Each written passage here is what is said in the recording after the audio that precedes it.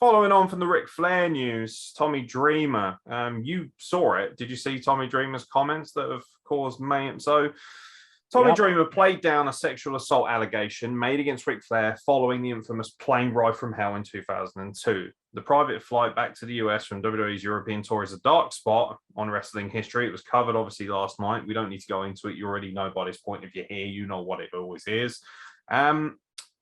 So, speaking on this week's episode of Dark Side of the Ring, flight attendant Heidi Dorr alleged that Flair exposed himself to her and made her touch his penis. She claimed, I was in the galley, Ric Flair was naked and a cape only, and then he decided to come back to the galley to get a Coke, and then he wouldn't leave the galley. He had me up against the back door, and I couldn't move. I couldn't get away from him. I couldn't move. He was spinning around his penis, and he wanted me to touch it. He took my hand and put it on him. Producers noted in the episode that Flair has denied the allegations in the past, and a settlement was reached at the time between Doyle and WWE. Heavy. Tommy Dreamer, who had joined WWE from ECW at the time and now works for Impact Wrestling, appeared in the episode and appeared to make light of the incident. He could move his hips, twirl it, and so his well-endowed penis spins around like a helicopter. Charming. So, hey, he's the nature boy for a reason. He's got a hammer on him, he said, referencing Flair's nickname. He added, Ric Flair's not going to try to impose by force any sexual stuff onto anybody. He's just flaunting, styling, and profiling, doing the Ric Flair stuff where everybody's going to laugh about it. But obviously, someone took offense to it. The flight saw a lot of allegedly drunken behavior.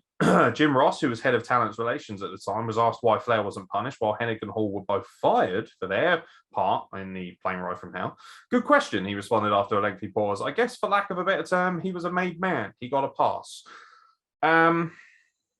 Speaks volumes already, if you look at it that way. Yeah, you're listening to it, folks. You decided he got a pass. Heidi was offered a settlement, which her husband urged her to take, as he didn't want the story to be made public, and she has now suggested money can silence a victim. Dreamer added, if that's how she felt, maybe she should not have taken a payout and went to the fullest extent of the law to then truly put this heinous person in jail. Just my opinion. Since then, Tommy Dreamer has unfortunately been suspended indefinitely by Impact Wrestling, obviously today, considering all of the fallout and the comments that he made. Tommy Dreamer, should he be suspended for what he said? I think it's the same concept as, Flair being let go or whatever from whatever sponsorship deals we referenced in the last video. This is a heartbreaker for me because I really like Tommy Dreamer. By all accounts, a very nice person in wrestling. And even if you agree or disagree with his comments, there is no getting away from the fact that Tommy Dreamer actually has done an astonishing amount of good things in the wrestling business and outside of the wrestling business for a number of people. Like, I drove 4.5 hours to meet him because it was Tommy Dreamer. Like, why would you want to? Like you say, by all accounts, an incredible guy. And to just brush this shit under the rug like that, just go, oh, boys are boys. That's just what happened back then. It's Ric Flair, lol, ha ha ha. That's not okay. You can't, it doesn't matter if times were quote unquote different then. It doesn't work like that. Sexual assault, abuse, anything of that nature it's never been okay. You can't make jokes about it just because it's almost 20 years later. That doesn't right the wrong. That doesn't, it just makes you look like an insensitive prick that goes, oh, haha, boys are boys. We'll touch some boobies. It's not right, man. Like, should he be suspended? I mean, I think he should. It's a very difficult line to draw in the sand because once you do, there's no going back. So Impact have done it. That's their prerogative, whatever. I guess we'll just have to see where they go with it. It's dangerous because, right, so what I've read out is the sum of the statements of this article I've read. Now, first of all, he's talking about how he's got a hammer and he's laughing and joking about Ric Flair having a big penis. Fair enough. Not offensive to me. Might be to some. No. He also makes the suggestion that if it was that big a deal, she should have pursued it legally and not taken a payout. I don't actually think there's anything wrong with that statement either. I think that in this day and age, especially, this is the annoying thing. People are going to say you're victim shaming. No, I'm not. But ultimately, as somebody who has been a victim of sexual assault and things of that nature myself, I chose to pursue things the correct way, or at least what I believe was the correct way as I was older. And when it became easier for me. Now, I'm not saying that you need to pursue it immediately, or that it can't be pursued later down the line. And if she chooses to pursue it now, good for her. But I understand why someone would take a payout, especially if you live a difficult life. If someone's going to dangle a lot of money in front of you, it can make your life, and it's going to make your life a lot easier. Sometimes people are willing to accept the mental trauma because they know that that will benefit their life long term, more so having that money. I understand that. But at the same time, true justice has to assert all of that. The only thing that could really be taken into true offense here is the fact that, he's just basically kind of saying, oh, someone took offense to it. If you've seen what actually happened, which you obviously, Tommy Dreamer hasn't seen the incident in question. He's seen him walking around windmilling his dick. He's not going to find that offensive. He's from the ECW locker room, which had New Jack and Balls Mahoney and Meth Head Rotten in it, like, amongst other people. Not to mention Too Cold Scorpio, who, from all accounts, has a dick the size of the Leaning Tower of Pisa. So he's not going to be impressed with Ric Flair's little todger. So, saying that he should be more understanding and more sensitive, I agree. But at the same time, come on, he's seen much worse things than this. And I'm not saying that's a good thing either. But, sharing a locker room with New Jack will do that.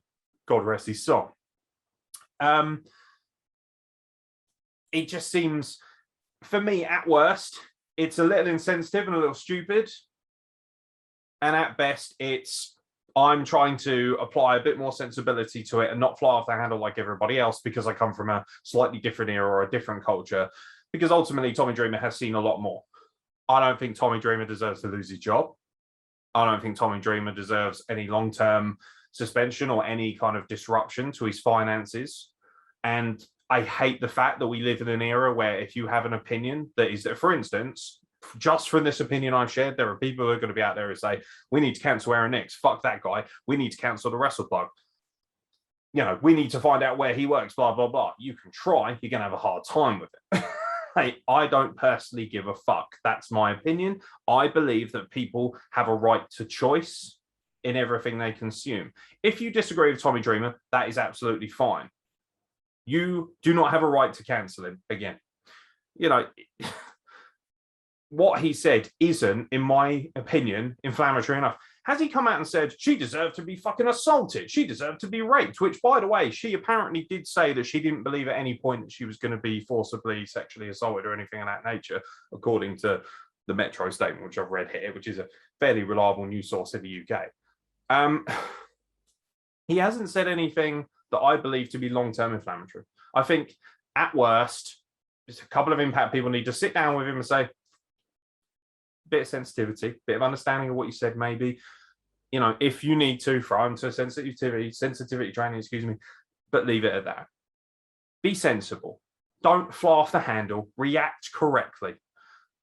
All too often, wrestling just does exactly what the fans tell it to do. And WWE, ironically enough, is probably more maligned than anybody else because it's the only company that truly doesn't let the fans dictate what it does. Because if it did, it would be utter carnage. Utter carnage. It's a messy situation, but at the same time, social media is not the best place to be judge, jury, and executioner. The real world is. The courthouses are. The justice system, the police. Maligned or not, could sit here for hours and talk about that. Maligned or not, they are there for a reason. Social media has not been designed to give you the ultimate recompense and the ultimate decision as to whether somebody should burn in hell or not. It's solely an opinion, and opinions are like arseholes. Everybody's got one, and everybody at some point is going to empty their shit out on the table. Yeah, it's a situation to watch, I guess. Like, I'm not gonna fucking sit there on my time like going, oh, what's gonna happen with Tommy Dreamer today? It's just it's a difficult one, man. this episode of Dark Side of the Ring hit real hard. Yeah, the only thing I'll leave you with is Ric Flair did have some comments before the episode dropped when he was on Renee Paquette's Oral Sessions podcast, which is an appallingly badly coincidental name, if you ask me. But listen, you put me on your podcast after.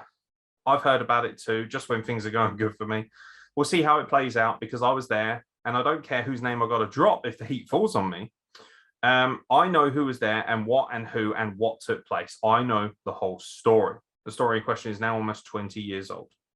You know, it is what it is. Ric Flair seems, well, there was no denial in that.